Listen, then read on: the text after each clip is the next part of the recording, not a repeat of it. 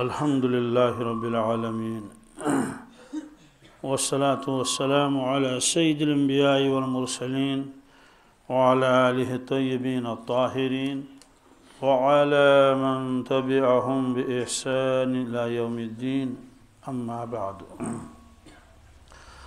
أعوذ بالله من الشيطان الرجيم بسم الله الرحمن الرحيم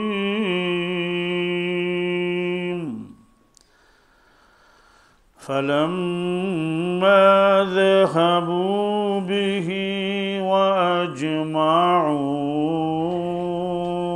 أن يجعلوه في غيابة الجب وأوحينا إليه لتنبئنهم بأمرهم هذا وهم لا يشعرون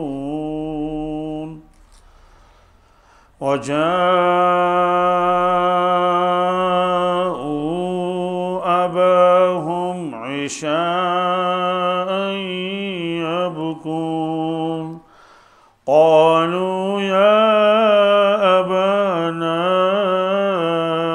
إنا ذهبنا نستبق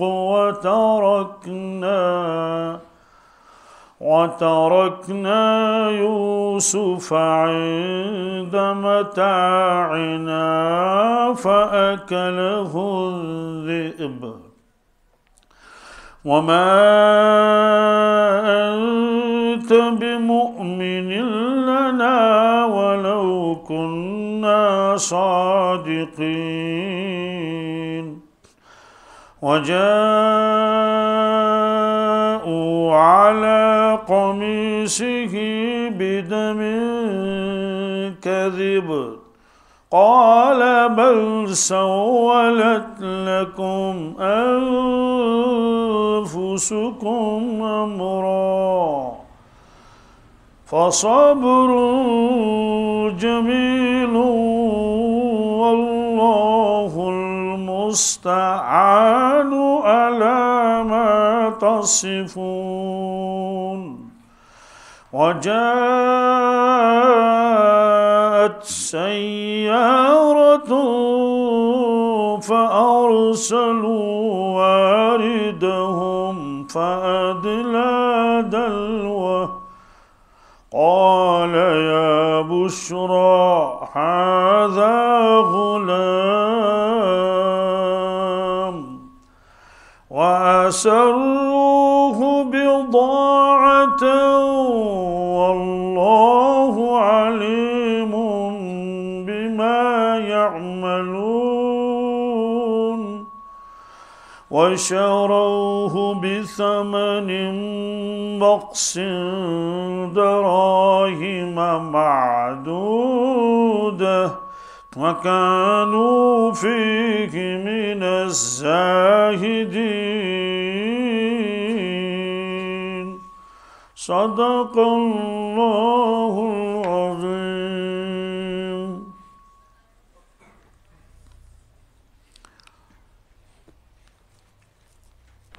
آج کا سبق ہے سورہ یوسف کی 15ویں آیت. اس سے پہلے تو یہ آیا تھا کہ یوسف علیہ السلام کے بھائیوں نے اپنے والد گرامی حضرت سیدنا یعقوب علیہ السلام سے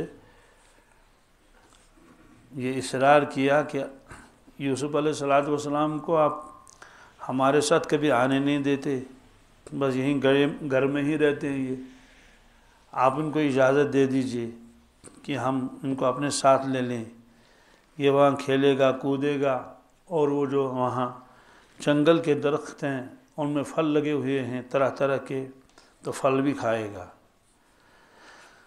تو بہرحال یہ انہوں نے کہا. جب بہت اصرار کیا حضرت نے فرمایا کہ آپ اس کو لے جاؤ گے، لیکن مجھے اندیشہ ہے کہیں ایسا نہ ہو کہ آپ اپنے کھیل کود میں مشغول ہو جائیں، اور چونکہ چھوٹا ہے اور وہ علاقہ وہاں بھیڑیے بہت ہیں، ایسا نہ ہو کہ کوئی بھیڑیا آ جائے اور اس پر حملہ کرے۔ بھیڑیا اس زمانے میں چھوٹے بچوں کو اپنے ساتھ ہی گھسیٹ کے لیتے تھے، جیسے آپ نے دیکھا ہوگا شیر اور دوسرے ایسے خونخوار جانور وہ انسان کا گلا یہاں پکڑ لیتے ہیں، عقل حیران ہو جاتی، بڑے آدمی کو گھسیٹ کے لے جاتے ہیں۔ تو ایسا نہ ہو کہ یا تو اس کو زخمی کرے اور مار ڈالے وہیں، یا اس کو جو ہے وہ لے کر بھاگ جائے گا، مجھے ایسا اندیشہ ہے کہیں ایسا نہ ہو۔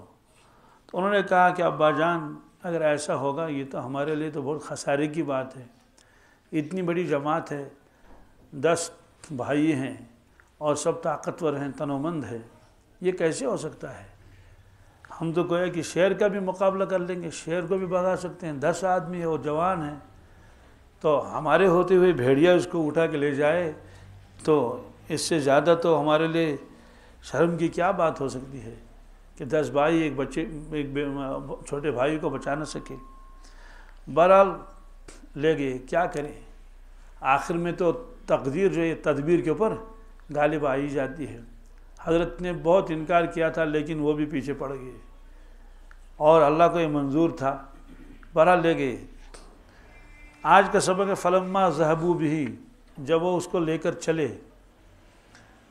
تفسیر میں لکھا ہے جب والد صاحب کے سامنے اس کو لے لیا تو بڑے بوسے دینے لگے، پیار کرنے لگے۔ ایک کہتا ہے کہ نہیں بھائی اس کو تو میں اپنے کندھے پر، دوسرا کہا ہے بھائی میں اٹھا لوں گا اس کو، آگے آپ اٹھا لینا۔ پھر تو والد صاحب بھی باہر تک نکلے اور دیکھتے رہے کیسے ہی اس کو لے جائیں گے، تو انہوں نے دیکھا کندھے پر اٹھا رہے ہیں اس کو بڑے پیار محبت کے ساتھ۔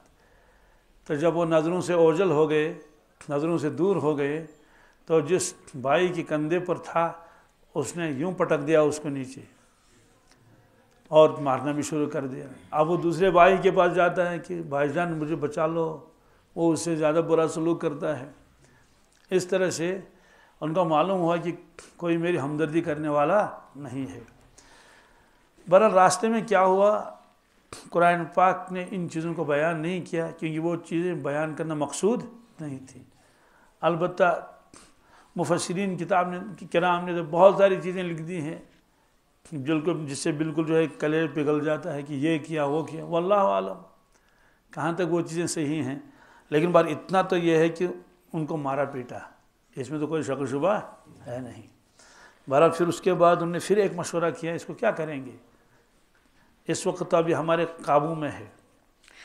تو اللہ نے فرمایا اجمعوا، اور وہ متفق ہو گئے، اور وہ ان یجعلوہ، کہ وہ ڈال دیں اس کو فی غیابت الجب، کسی کنویں میں جو گہرا ہو اور ذرا اندھیرا کنواں ہو۔ بہرحال اس پر طے ہو گیا۔ تو جو بھی کنواں وہاں قریب میں تھا، ان کے نگاہوں میں تھا، وہاں اس کو لے گئے۔ تو ڈالنے سے پہلے اس کے بدن سے جو اس کا کرتا تھا وہ اس کو نکالا۔ اب ان میں کنویں میں ڈال دیا، کس طرح ڈال دیا، کیا ڈال دیا، واللہ عالم، بہرحال کنویں میں ڈال دیا اس کو۔ غیر آباد کنواں تھا۔ غیر آباد کا مطلب یہ ہے کہ کچھ کنویں پرانے ہو جاتے ہیں جس سے پھر پانی نکالنا لوگ چھوڑ دیتے ہیں، اس میں گھاس پھوس بھی اندر سے نکلتی ہے، بھی دیواروں کے اندر سے وہ گھاس نکلتی ہے، کبھی کچھ ہوتا ہے۔ بہرحال ذرا غیر آباد کنواں تھا وہاں، تو وہاں ڈال دیا ان کو، لیکن ان کی قمیض مبارک کو پہلے نکال کے رکھ دیا ادھر کو، کیونکہ ان کو ضرورت تھی اس کی۔ تو اللہ تعالیٰ فرماتے ہیں کہ جو ہی اس کو انہوں نے کنویں میں ڈال دیا تو ہم نے ان کے پاس پیغام بھیجا، وَأَوْحَيْنَا إِلَيْهِ، ہم نے ایک پیغام بھیجا یوسف علیہ السلام کے پاس۔ کیا پیغام؟ لَتُنَبِّئَنَّهُمْ بِأَمْرِهِمْ هَذَا، کہ ضرور تم بتاؤ گے ان بھائیوں کو یہ معاملہ آگے جا کر، یعنی ایک وقت آئے گا تم ان کے سامنے یہ بتاؤ گے تم نے میرے ساتھ کیا معاملہ کیا۔ وَهُمْ لَا يَشْعُرُونَ، اور اس وقت ان کو یہ شعور بھی نہیں ہوگا، وہ آپ کو پہچانیں گے بھی نہیں۔ یعنی ایک تو یہ ہے کہ زمانہ دراز ہوا ہوگا، جب لمبا زمانہ ہوتا ہے تو پہچان بھی نہیں رہتی ہے۔ ہم بوڑھوں کو تو پہچانتے ہیں کیونکہ بوڑھوں کی شکل تو پھر ویسی رہتی ہے نا، چھوٹوں کو پہچاننا مشکل ہوتا ہے۔ بھائی 5 سال کا اتنا تھا، جب وہ 15 سال کا ہوگا تو کون پہچانے گا؟ جو اچانک ان کو دیکھتا پہچان بھی نہیں پاتے ہیں کہ اچھا یہ وہی بچہ تھا، آج اتنا بڑا ہو گیا، داڑھی بھی آ گئی ہے، تو لیکن چھوٹا جو بڑوں کو پہچانتا ہے، کیونکہ بڑوں کی شکلیں زیادہ پھر تبدیل نہیں ہوتی ہیں، ہلکا پھلکا ہو جاتا ہے، لیکن چھوٹے بڑے ہو جاتے ہیں تو پہچان مشکل ہے۔ دوسری بات یہ ہے کہ وہ اس لیے بھی نہیں پہچانیں گے آپ کو کہ ان کے وہم و گمان میں بھی نہیں ہوگا، ورنہ کبھی کبھی وہم و گمان میں ہوتا ہے نا کہ جس بھائی کو ہم نے کنویں میں ڈالا تھا تو وہ بادشاہ کیسے بنے گا؟ ظاہر سی بات ہے، یہ تو بالکل ان کے ذہنوں میں بھی نہیں تھا، وہم و گمان میں، خواب و خیال میں بھی نہیں تھا، ہوا وہی۔ اب یہاں پر ایک لفظ اللہ تعالیٰ نے فرمایا اوحینا، کیا اوحینا کے معنی تو آتے ہیں کسی کے پاس وحی بھیجنا، کسی کے پاس وحی بھیجنا۔ سوال ہے کہ وحی تو آتی ہے نبیوں پر، اس میں تو انکار نہیں، بالکل ہو کیا شک شبہ ہے، لیکن وہ وحی جو آتی ہے وہ تو آتی ہے تقریباً 40 سال کے بعد۔ کتنی کے بعد 40 سال کے بعد وحی۔ تو یہ والی وحی کون سی تھی؟ کہتے ہیں یہ وحی جو ہے اس کے لغوی معنی آتے ہیں اشارہ کرنا، کیا اشارہ کرنا، اور چپکے سے کسی کو کوئی بات بتا دینا جی دوسرے کو پتہ نہ چلے، یہ وحی کے معنی آتے ہیں۔ تو اس کا مفہوم بہت وسیع ہے۔ انبیاء علیہ الصلوۃ والسلام پر جو وحی آتی ہے اس کی بھی مختلف شکلیں ہیں۔ کیا کیا شکل ہے اس کی شکل یہ تو کبھی تو فرشتہ آتا ہے انسانی شکل میں، جیسے رسول اللہ صلی اللہ علیہ وسلم کے پاس اور جبریل امین آتے تھے کبھی انسانی شکل میں، اور کبھی اپنی شکل میں، کبھی صرف آواز ان کی آتی تھی، جبریل نظر نہیں آتا تھا، مختلف شکلیں تھیں۔ اور وحی کے معنی آتے ہیں اشارہ کرنا، پیغام بھیجنا۔ کبھی کبھی یہ پیغام ڈائریکٹ دل میں آتا ہے کسی کے، اور فرشتہ بھی کوئی اس میں درمیان میں واسطہ نہیں ہوتا، ڈائریکٹ اللہ تعالیٰ بھیج دیں اس کے دلوں میں۔ اب اس قسم کی وحی جو ہے یہ غیر نبیوں پر بھی آتی ہے، اس کو الہام کہتے ہیں۔ کیا؟ ایک تو یہی، چونکہ وہ نبی بھی بننے والے تھے، لہذا اگر ان جبریل بھی آئے ہوں گے کسی انسانی شکل میں تو یہ بھی کوئی بعید نہیں ہے، اس لیے کہ جبریل امین علیہ الصلوۃ والسلام انسانی شکل میں نبیوں کے علاوہ بھی آتے ہیں۔ جیسے حضرت مریم علیہ السلام کے بارے میں لکھا ہے کہ وہ غسل فرما رہی تھی تنہائی میں، فتمثل لها بشرا سویا، ہم نے جبریل امین علیہ السلام کو بھیجا ان کے پاس ایک انسانی شکل میں، اور بشرا سویا ایک خوبصورت شکل انسان کی شکل میں ان کے پاس بھیج دیا۔ بہرحال تو یہ وحی سے مراد یہی ہے کہ اللہ نے الہام ڈال دیا آپ کے دل مبارک میں، یا ایک جبریل امین علیہ السلام آ گئے اور انہوں نے یہ بات بتا دی۔ اور غیر نبی پر وحی آتی ہے، اس کا کیا مطلب ہے؟ مراد ہی پیغام، الہامات۔ اور موسیٰ علیہ السلام کی والدہ کے بارے میں بھی ہے، وَأَوْحَيْنَا إِلَىٰ أُمِّ مُوسَىٰ أَنْ أَرْضِعِيهِ، ہم نے وحی بھیجی موسیٰ علیہ السلام کی والدہ کے پاس۔ حالانکہ یہ تو طے ہے کہ کوئی خاتون دنیا میں نبی نہیں آئی ہے، لیکن اللہ نے وحی کا نام لفظ استعمال فرمایا، ان ارضعیہ، اس بچے کو دودھ پلاؤ، یعنی موسیٰ علیہ السلام کو جب وہ چھوٹا تھا، پلاؤ دودھ۔ فَإِذَا خِفْتِ عَلَيْهِ فَأَلْقِي فِي الْيَمِّ، جب آپ کو اندیشہ ہوگا کہ اب راز فاش ہو گیا ہوگا کسی طرح سے اور فرعون کو پتہ چل گیا، تو آپ ایسا کر لینا، اس کو صندوق میں بند کر کے دریا میں ڈال دینا۔ فَإِذَا خِفْتِ عَلَيْهِ فَأَلْقِي فِي الْيَمِّ، تو ڈال دینا۔ إِنَّا رَادُّوهُ إِلَيْكِ وَجَاعِلُوهُ مِنَ الْمُرْسَلِينَ، ہم وعدہ کرتے ہیں آپ سے، ہم اس بچے کو واپس آپ کے پاس بھیجیں گے اور ہم اس کو نبی بنانے والے ہیں۔ تو ظاہر سی بات ہے خاتون ہے تو کیسے اس کے پاس وحی آئی واللہ اعلم، لیکن قرآن پاک نے فرمایا ہم نے اس کے پاس وحی بھیجی، یعنی ان کے دل میں ڈالا، دل مبارک میں، کہ ایسا کر لو۔ ورنہ ظاہر سی بات ہے اس سے پہلے کسی کے ذہن میں ایسا آیا ہی نہیں کہ ہم نے چھوٹے بچے کو ہم صندوق میں بھر دیں گے اور اس کو دریا میں ڈال دیں گے۔ گھر میں تو بچنے کی پھر بھی امکانات ہیں، لیکن دریا میں ڈال دیں گے تو کون سا امکان ہے؟ وہاں تو زیادہ خطرہ ہے کس کا؟ ڈوبنے کا اور مرنے کا۔ تو بہرحال آپ نے ایسا کیا، اس کو بھر دیا صندوق میں، چھوٹا سا بنا لیا وہ صندوق اور اس کو ڈال دیا اس میں۔ تو اللہ تعالیٰ نے چونکہ وعدہ کیا تھا ہم واپس لائیں گے، پھر وہ سارا واقعہ آپ کے ذہن میں ہوگا، آگے بھی آئے گا پارے 16 میں اور کہاں کہاں. تو پھر اللہ تعالیٰ نے اس کو واپس بھیج دیا اپنی والدہ کے پاس موسیٰ علیہ السلام کو. معلوم یہ ہوا کہ یہ وحی سے مراد الہام ہے. یہ جو بزرگوں کے بارے میں لکھا رہتا ہے نا کہ انہوں نے اللہ سے درخواست کی، پھر وہاں سے یہ جواب آیا، وہ پھر یہاں سے یہ کہا، پھر وہاں سے، بزرگوں کے بارے میں بہت ہے. حضرت مجدد الفسانی شیخ احمد سرندی اکثر کہتے ہیں کہ میں نے یہ عرض کیا اور مجھے یہ کہا گیا. وہ یہی الہامات ہیں. یہ الہامات انبیاء علیہ السلام کے علاوہ امت پر بھی آتے ہیں جن کا دل بہت صاف و شفاف ہوتا ہے. اور یہ سمجھنا آج کچھ مشکل نہیں ہے، سائنسی دور ہے. ایک آدمی دوسرے کو پیغام بھیجتا ہے کسی کے ذریعے نہیں، بس میسیج کر لی اور میسیج اس کے اوپر آ گئی. اب میسیج آ گئی اور وہ ادھر سے زبان سے کہتا ہے کوئی بات، زبان سے بات کر رہا ہے اور ادھر سے پھر میسیج آ رہی ہے. تو یہ جو اہل اللہ ہیں یہ ادھر سے تو اپنی زبان سے بات کر رہے ہیں، اپنے دل میں خیال آ گیا تو فوراً اس کا جواب آتا ہے، فوراً دل میں. تو یہ الہامات کہلاتے ہیں. اور یہ الہامات قیامت تک چلتے رہیں گے، یہ سلسلہ بند نہیں ہوگا. ہاں وہ جو نبوت والی وہی ہے وہ تو بند ہو گئی ہے. اور یہ جو الہامات ہے اس کے لیے درمیان میں کسی فرشتے کو بھیجنے کی کوئی ضرورت نہیں ہے، اللہ تعالیٰ دلوں میں ڈال دیتے ہیں. بہرحال یہ وہی انسانوں کے پاس بھی آتی ہے، غیر انسانوں کے پاس بھی آتی ہے. کس کے پاس؟ غیر انسان کے پاس کیسے وہی آئے گی؟ قرآن پاک میں سورہ نحل میں، نحل کہتے ہیں شہد کی مکھی کو، اللہ تعالیٰ فرماتے ہیں وَأَوْحَى رَبُّكَ إِلَى النَّحْلِ أَنِ اتَّخِذِي مِنَ الْجِبَالِ بُيُوتًا. ہم نے پیغام بھیجا شہد کی مکھی کی طرف. کس کی طرف؟ ہم نے وحی بھیجی. وَأَوْحَى رَبُّكَ، وحی بھیجی تیرے پروردگار نے. إِلَى النَّحْلِ شہد کی مکھی کی طرف. کیا پیغام بھیجا؟ أَنِ اتَّخِذِي مِنَ الْجِبَالِ بُيُوتًا، کہ آپ اپنا گھر بنا لیں پہاڑوں میں، چھتا. اور وَمِنَ الشَّجَرِ، اور درختوں میں.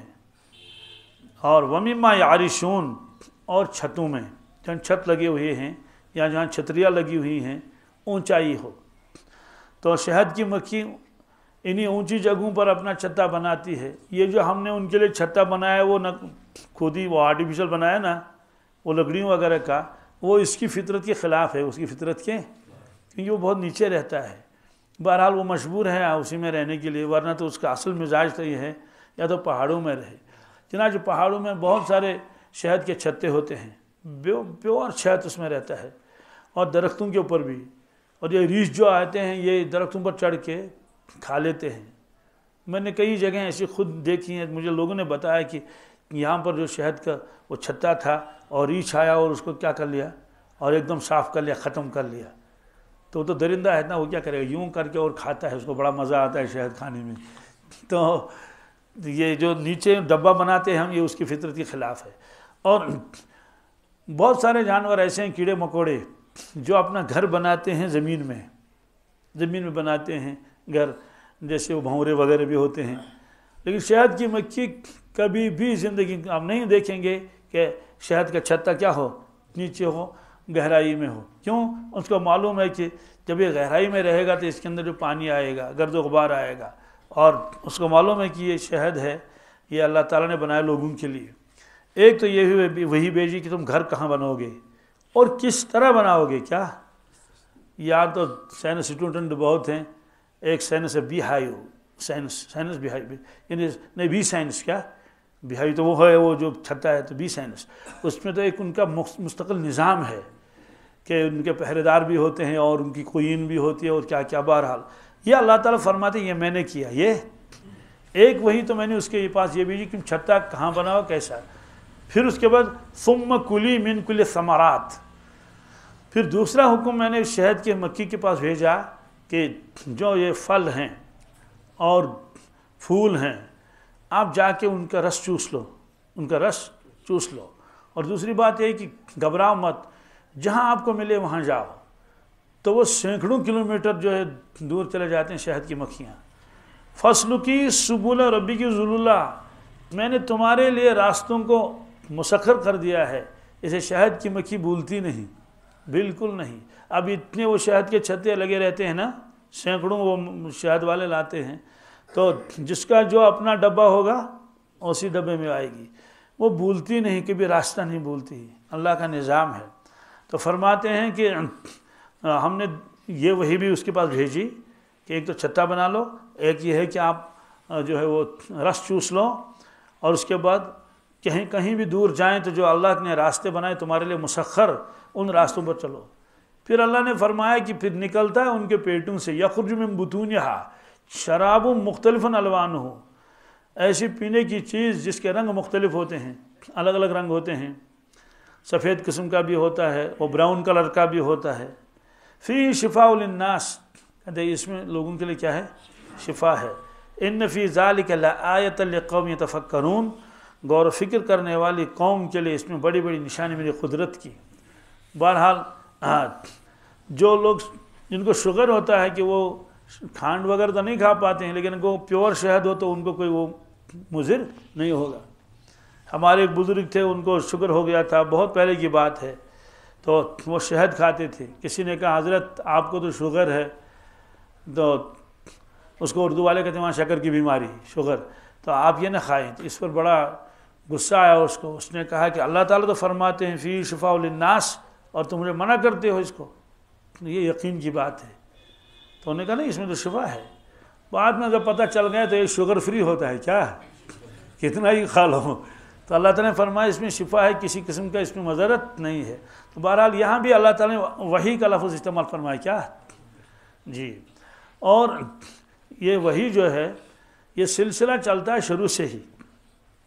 اب دیکھیے اللہ کے نبی صلی اللہ علیہ وسلم چھوٹے تھے تو یہ الہامات ان کو بھی ہوتے تھے، یہ علامات ان کو بھی ہوتے تھے۔ جیسے آپ دودھ نوش فرماتے تھے اپنی والدہ محترمہ کا، ایک طرف کا تو پیتے تھے دوسری طرف کا تو نہیں۔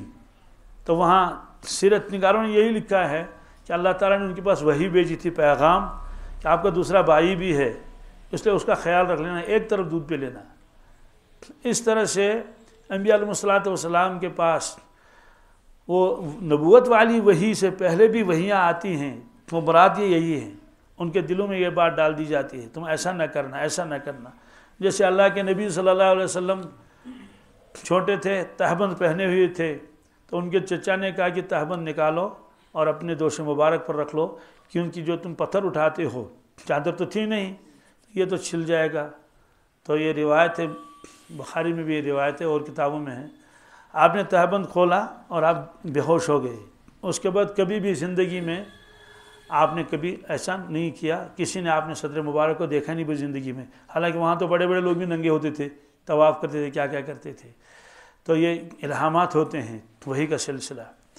اور یہ انبیاء علیہ الصلوۃ والسلام بچپن میں بھی فطری طور پر نبی ہوتے ہیں، اگرچہ وحی نازل نہیں ہوئی۔ یہ بھی قرآن پاک میں ہے کہ حضرت مریم علیہ السلام جب اپنے بچے کو لے کر آئی عیسیٰ علیہ السلام کو، فَأَتَتْ بِهِ قَوْمَهَا تَحْمِلُهُ، لوگوں نے کہا قَالُوا يَا مَرْيَمُ لَكَ جِئْتِ شَيْئًا فَرِيًّا، افسوس یہ کیا کیا آپ نے، آپ کا تو نکاح نہیں ہوا ہے ابھی، اور ہم آپ کو پارسا سمجھتے تھے، بزرگ سمجھتے تھے، ولی خدا سمجھتے تھے، یہ آپ نے کیا کیا، بچے کیسے ہوا؟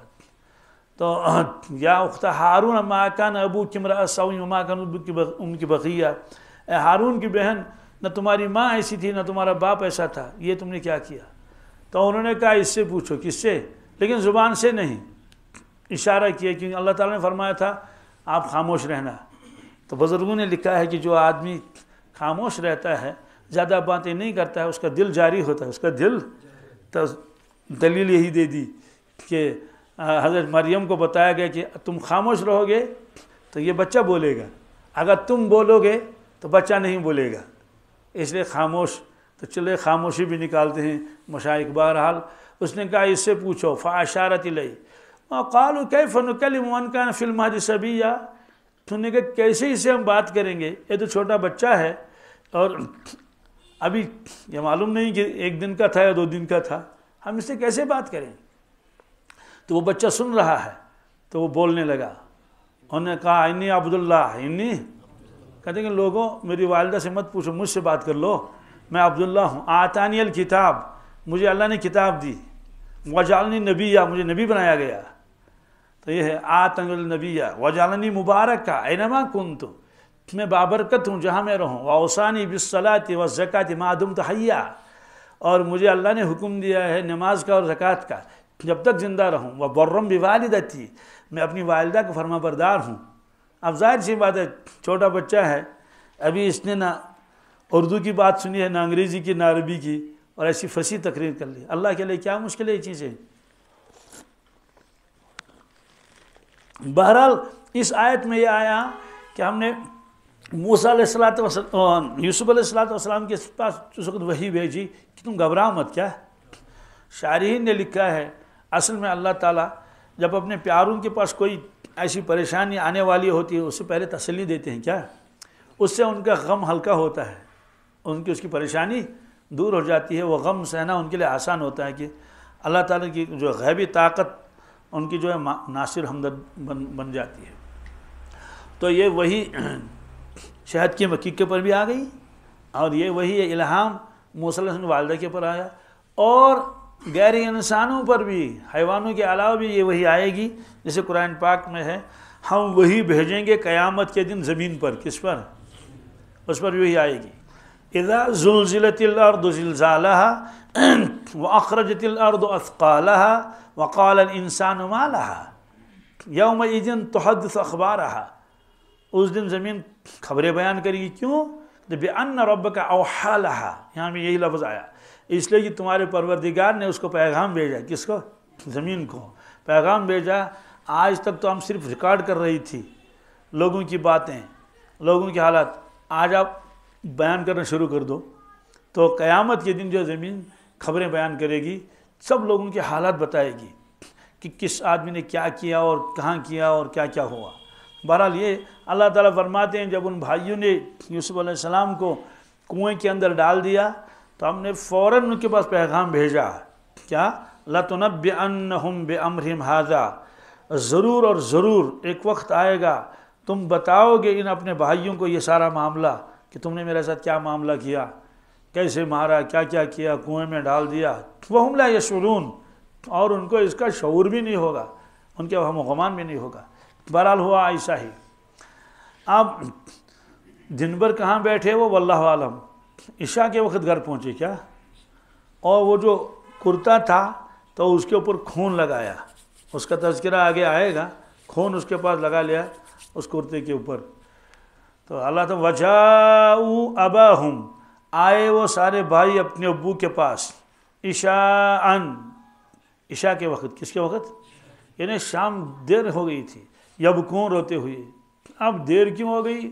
دو وجہ سے، یا تو اس کو بہت دور لے گئے تھے کسی کنویں میں ڈالنے کے لیے، دوسری بات یہ کہ وہ کہتے تھے کہ ہم کیا منہ دکھائیں گے، ابھی تو روشنی ہے، کیا ذرا وہ اندھیرا ہو جائے تو کم از کم اس چھپا بھی لیں اپنے اس مکر و فریب کو۔ اس لیے بہرحال عشاء کے وقت آئے، پہنچ گئے، اور روتے ہوئے، کیا تو رونا تو تھا ہی، روتے ہوئے رونے کی شکل بنا لی۔ تو کہنے لگے قالوا یا ابانا، کہنے لگے اے ہمارے ابو جان، انا ذهبنا نستبق، ہم تو دوڑ میں لگ گئے کہ کون بھائی آگے جائے گا۔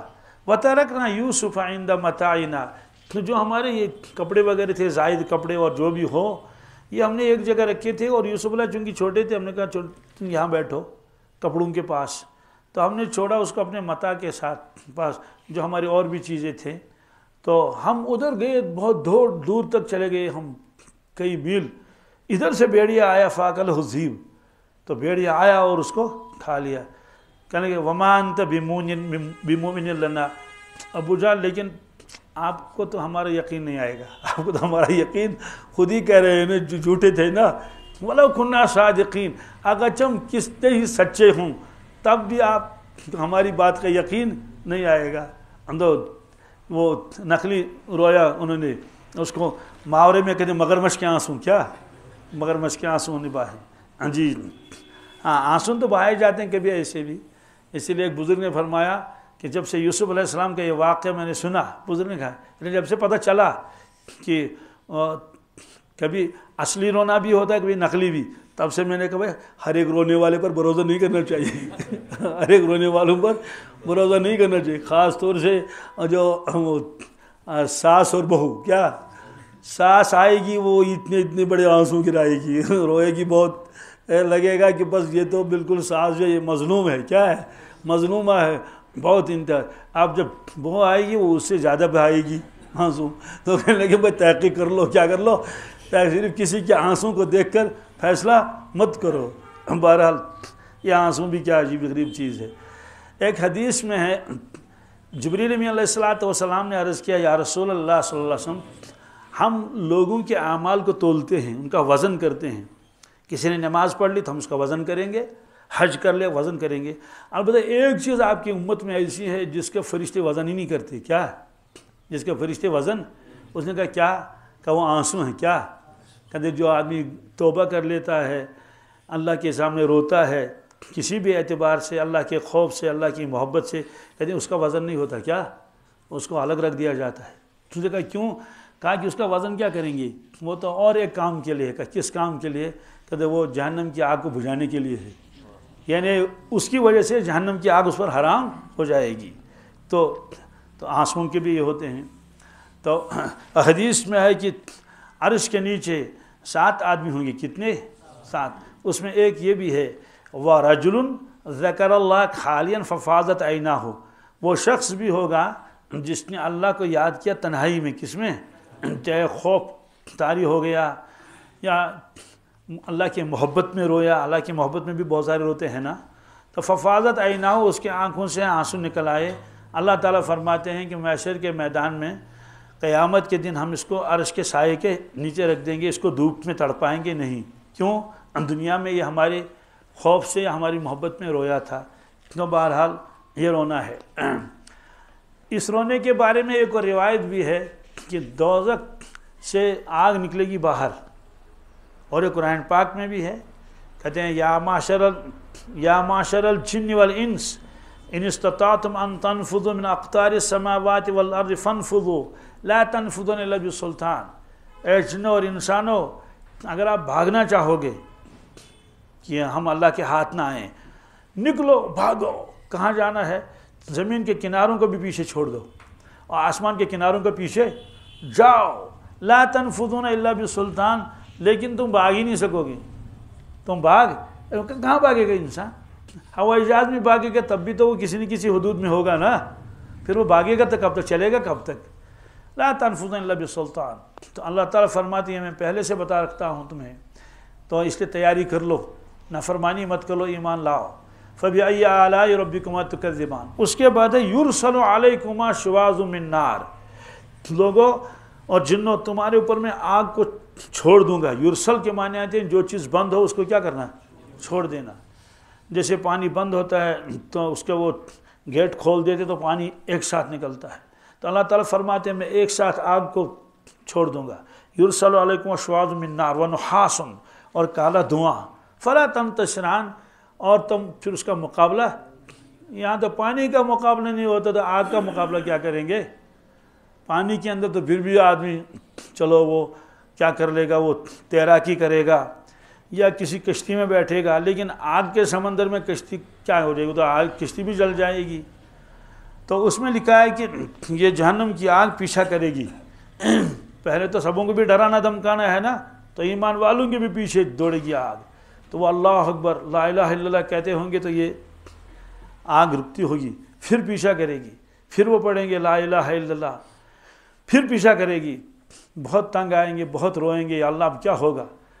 ہم تو دنیا میں اللہم اجرنی من النار پڑھتے تھے صبح اور شام. تو اس کے بعد جبریل علیہ السلام تو ظاہر ہو جائیں گے ایک کٹورا لے کر.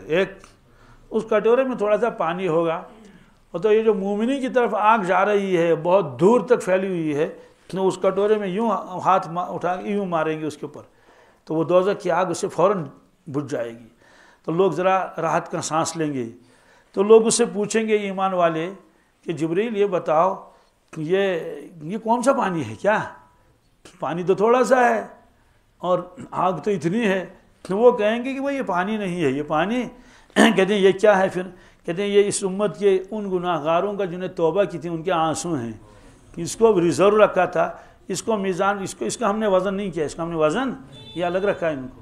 تو بہرحال یہ ہے کہ جبریل نے کہا کہ یا رسول اللہ ہم ہر عمل کا وزن کرتے ہیں لیکن آنسوؤں کا وزن ہم نہیں کریں، یعنی یہ اتنے قیمتی ہیں اس کو ترازو میں کیا بھریں گے؟ تو اللہ تعالیٰ فرماتے ہیں کہ وہ عشاء کے بعد آئے، عشاء کے وقت آئے اور اپنے ابو کے پاس آئے اور رونے لگے اور کہنے لگے کہ ایسا ہوا کہ ہم دوڑ میں لگ گئے اور وہ آیا بھیڑیا اور کو کھا گیا۔ سوال یہی کیوں کہا؟ اور بھی کچھ کہہ سکتے تھے نا کہ کوئی اس کو چوری لے گیا، وہ گم ہو گیا۔ کہتے ہیں اصل وجہ یہ ہے کہ یعقوب علیہ السلام نے یہی اندیشہ ظاہر کیا تھا کہ تم اس کو لے جاؤ گے، مجھے ڈر ہے کہیں اس کو بھیڑیا نہ کھائے، تو انہوں نے اسی کو بہانہ بنا لیا کہ اس کو بھیڑیا کھا گیا۔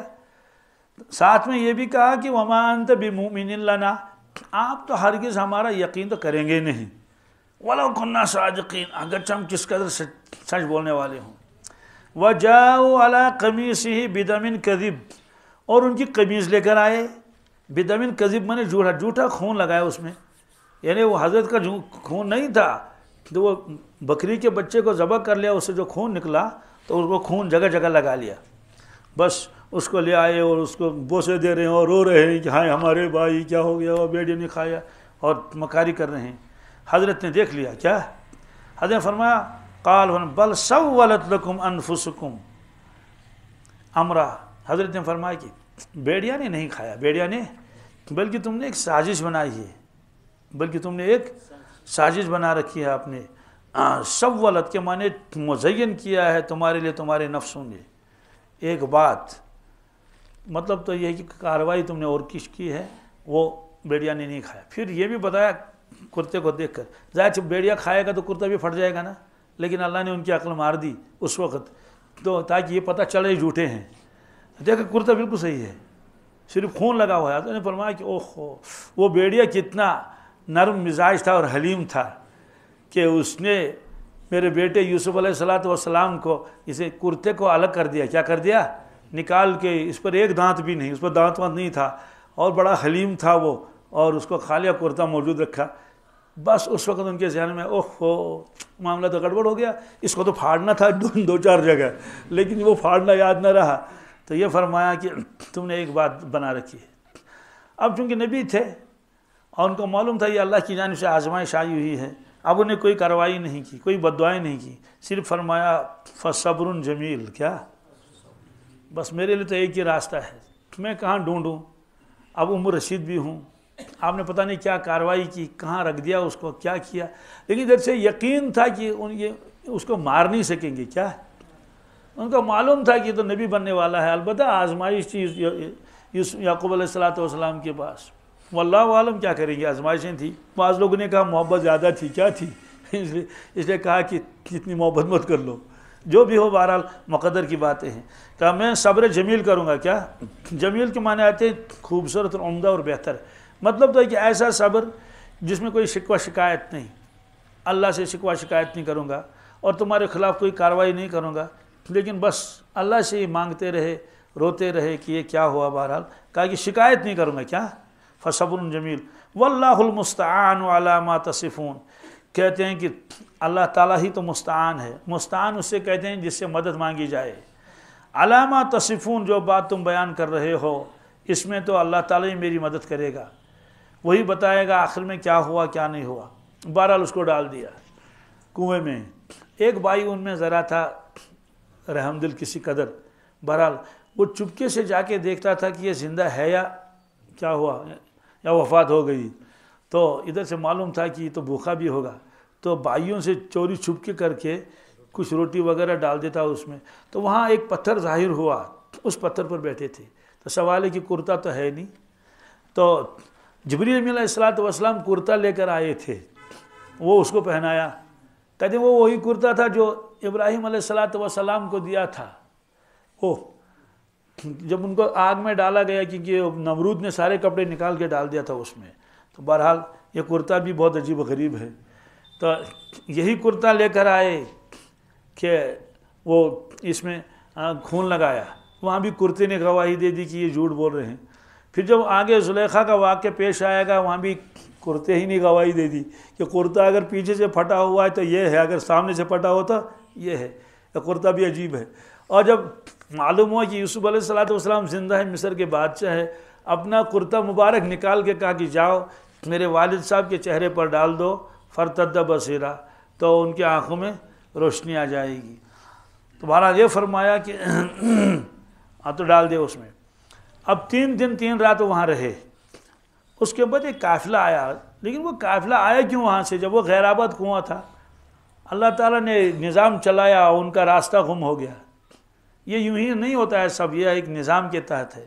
وَجَاءَتْ سَيَّارَةٌ فَأَرْسَلُوا وَارِدَهُمْ. تو ایک قافلہ آیا، سیارہ قافلہ آیا. ان کو جانا تھا مصر. کہاں جانا تھا؟ مصر. کہیں دور سے آئے تھے، مدین سے اور کہاں سے. تو اب انہوں نے ڈیرا لگایا تھا ایک جگہ. تو ایک شخص کو بھیجا، کہا کہ ذرا دیکھو پانی اگر کہیں مل جائے تو پانی لاؤ، کیوں ان علاقوں میں اس طرح کا پانی نہیں ہوتا تھا. تو بہرحال کنویں تھے جگہ جگہ، یہاں وہاں.